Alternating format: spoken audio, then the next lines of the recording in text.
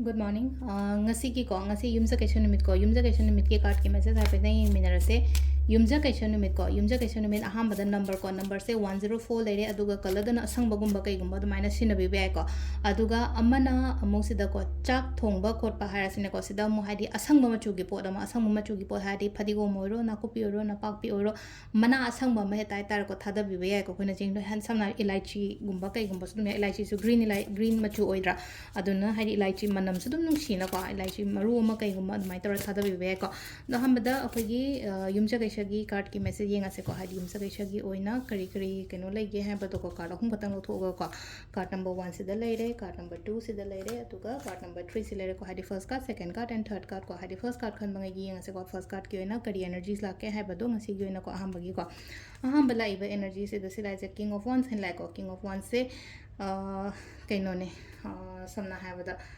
ai do keno ma chat ke tau ke haina khan bagi ko hadi go full energy amaga loina na dumaina gumba lai ko ngasi se hadi ai changjan ge ai mai pa kani ai ngam gani ha bagi confident amaga nai toroga lai ko ado si lai se hadi aina chat toriba aina tawdoriba aina changjan tori poto confident yam layo chat piyo ko aina chat ke na khaliba poto hadi simple oina ha bada aina chat ke na khaliba poto chatlo chatpa matam da aingonda kana baya bagi result keno ha tare ko chances yam na wang na dum lai ko sisna aham bagi number 1 khan bangai gi oina oire ko number 2 ko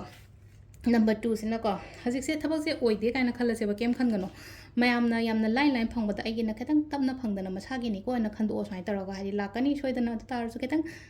तब तक ना लाप गुम बोई तार को सिलाई जे खितंग तब ना लाए अदु ना हारि केमता सोइदना फंगनी बजदा है तारे फोकस अदुम थमो आइना तौरियो पोतो दा है तारे को फजना होटना बा है तारे को आइ लाइक पारी ना खले से पेखाम का थाबो होपगी पारी बा लाइक तो हाइदे को अमु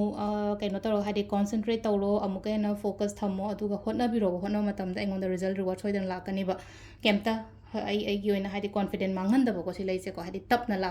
लापा नत्रगा मयाम न थुना फंगो दा इदि मसा मसंदा दु खा तपकन मेन तपना दुम फंगनी दा हाइना दाना खंदो बिबो से नंबर 2 खन बंगा योना को नंबर 3 को नंबर 3 दा लाई से को गे page of pentacles and like को पेज ऑफ पेंटिकल्स से हाइता से द कईनोमा अखोइदा खुदोंग चाबा मा संगप ओइना ओइ को हाइदे पैसा नुसागी मतंग दनी खंगदे अइना तौरिबा थबक अइना नुति gi honariba thabak tu da khatang profit kumba lakpani khangde hena setpani khangde dukan mukta phambane khalase ko adum bagi mong da lai ko अदो फजना कनो तौबियो को सिलाइब कनो मैम से गाइडेंस से फॉलो तौबिरो